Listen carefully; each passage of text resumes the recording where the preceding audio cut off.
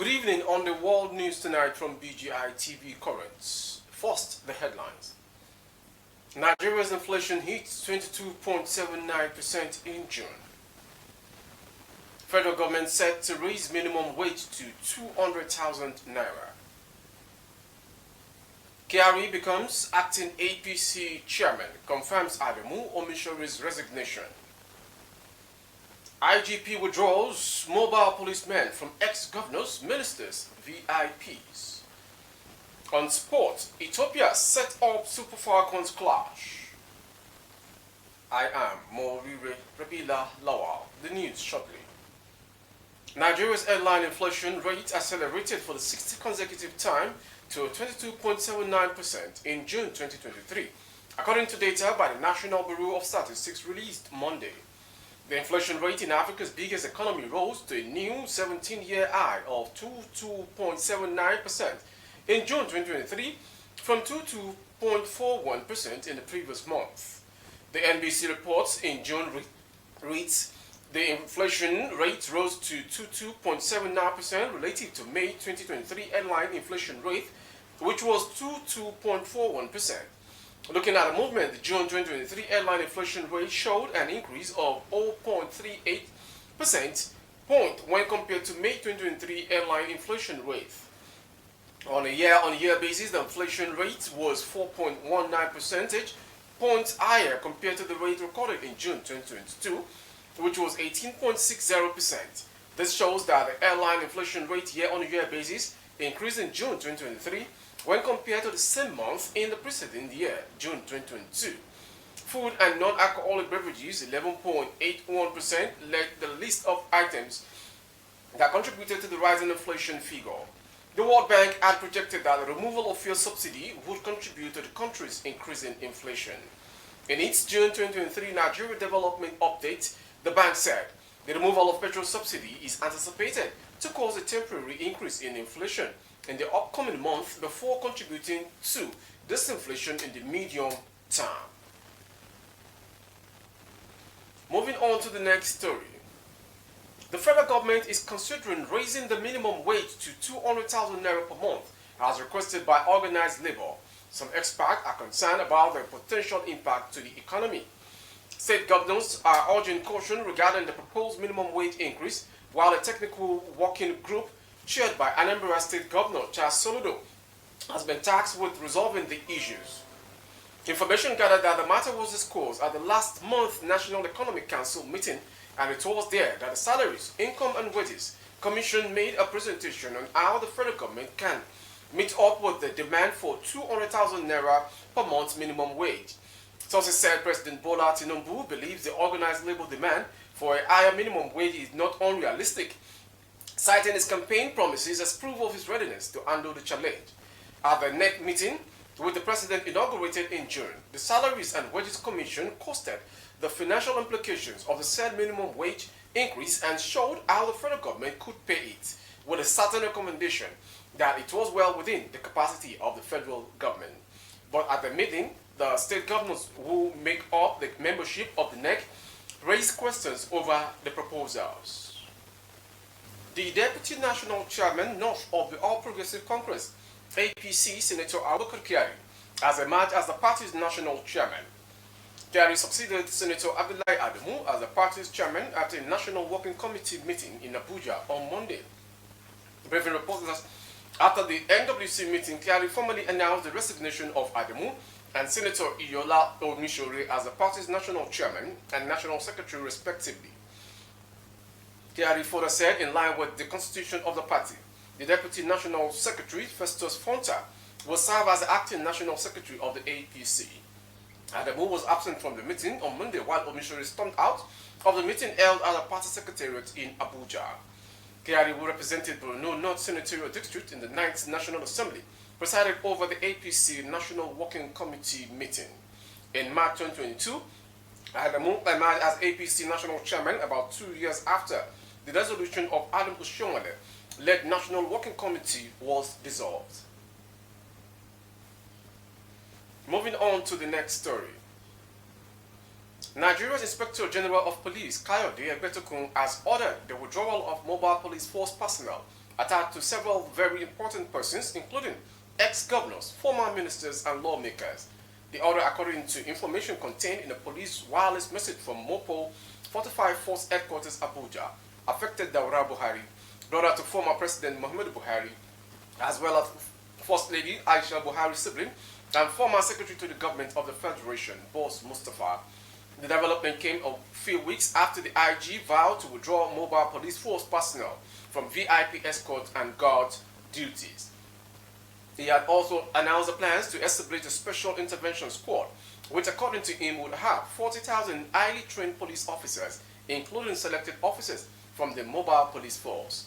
This, the IG said, was to allow the police to take back its place in the internal security architecture of the country. Moving on to Oyo State. One Latif Popola has told the Oyo State High Court in Ibadan that the Olubadan of Ibadan, Oba Lekan Balogun, is plotting to deny a former governor of Oyo State, Chief Rashid Ladoja, his Ladoja status as Otun Olubadan. In an affidavit he deposed to before the court, Popola, who lives in Bodija, Ibadan, claimed that an alleged plot by the Olubadan to strip Ladoja of his title started after Ladoja rejected Governor Seyi Makinde's offer to elevate Ibadan High Chiefs to crown-wearing Obas. Information report that Ladoja and Ibadan High Chief was supposed to be elevated to the status of a crown-wearing Oba alongside 10 other Ibadan High Chiefs by the governor on July 7th, but Ladoja shunned the coronation ceremony. The ex-governor had earlier stated publicly that he was not interested in the elevation of Ibadan High Chiefs by Makinde, saying his ambition had always been to become the Olubadan of Ibadan. Following the elevation of the High Chiefs, Ladoja headed for court, seeking a declaration for the elevation of Ibadan High Chiefs to Obas was an illegality and an attempt to baptize the Olubadan in council. From that story, we go to the next story. The federal government has confirmed the first case of anthrax in the country. The information report. Anthrax is a severe bacterial disease that affects humans and animals, including wild animals and livestock such as cows, pigs, camel, sheep, and goats. However, the government has outlined preventive measures for Nigerians and livestock owners to reduce the potential risk of infection and the spread of anthrax. According to the Federal Ministry of Agriculture and Rural Development, the case occurred on a farm in Suleja, Niger State. A rapid response team comprising federal and state health professionals team visited the farm to conduct primary and preliminary investigations and collected samples from the sick animals. A statement by the Chief Veterinary Officer of Nigeria, Dr. Kolumba T. Vakuru, explained that animals showing signs of a possible case of anthrax on a farm in Suleja, Niger State, were reported to the Office of the Chief Veterinary Officer of Nigeria on July 14, 2023. From that story from Niger State, we'll go to the next one. About 60 constitutional and human rights lawyers on Monday stormed the High Court of the Federal Capital Territory to commence committal proceedings against the Director General of the State Security Service, Mr. Yusuf Magazin Bichi, for what they describe as a violation of multiple judgments and orders of the court, directing the release of former Central Bank of Nigeria CBN Governor Mr. Godwin Emefiele from the custody of the agency. The consortium of lawyers led by Maxwell Opara and Ahmed Tijani prayed the court to commit the DSS DG to prison until he purges himself of the contempt. In their motion filed before the court for issuing of Form 48 and Form 49, which are the forms to commence proceedings to commit a contender to prison, the lawyer said by the judgment and orders of Justice M.A. Hassan, Justice Hamza Muhazu, and Justice Bello Kawu, the DSS ought to have released Mr. Godwin Emefiele from detention.